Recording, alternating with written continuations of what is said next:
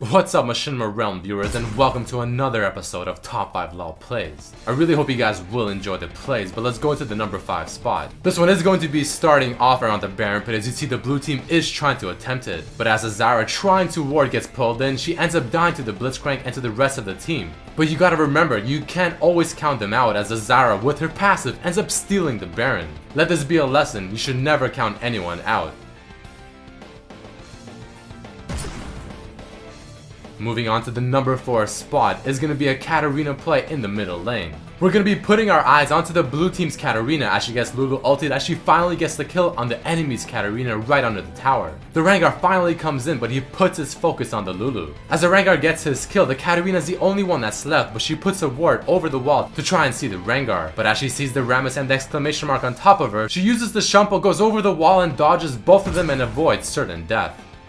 That was definitely a pretty close play, but jumping to the number 3 spot is going to be a Brand showing us why you never want to dive this champion. The enemy Ezreal throwing a few Qs at the Brand to try and poke him down is not having much success. As the allied Blitzcrank comes in and pulls the enemy Lee Sin right under the tower, but the Jace jumping on the Brand is going to be regretting that decision shortly after. The Brand with an extremely quick reaction, Zhonya is just barely dodging the Ezreal ultimate, also manages to get a kill on the Lee Sin, and finally the Ezreal under the tower picking up a Quadra.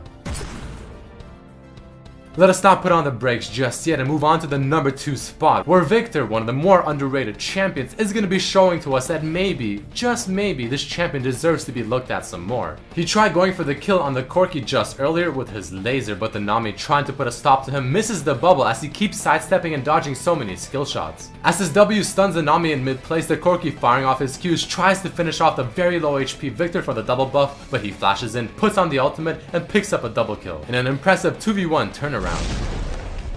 But the number 1 place of this week is going to be given to a Pantheon, and he's going to be starting off with a blue buff, just finishing it up. He was wise enough not to waste his smite on the blue because the enemy team is definitely doing Baron. The Pantheon is only 6-3-2 and the score is somewhat close, but that is all going to change in just a matter of seconds as Pantheon with his ultimate drops right in, gets the steal on the Baron while also picking up a kill on the Vi, picks up a kill on the Thresh, but he is nowhere near done as he also gets a kill on the Jax, walks up to the enemy's ADC Twitch and picks him up as well for a pentakill and a Baron steal. If that's not a way to put your team in the lead, I don't know what is. Alright guys, I hope you did enjoy this week of Top 5 LoL Plays, and don't forget to submit your clips to be featured for the next episode.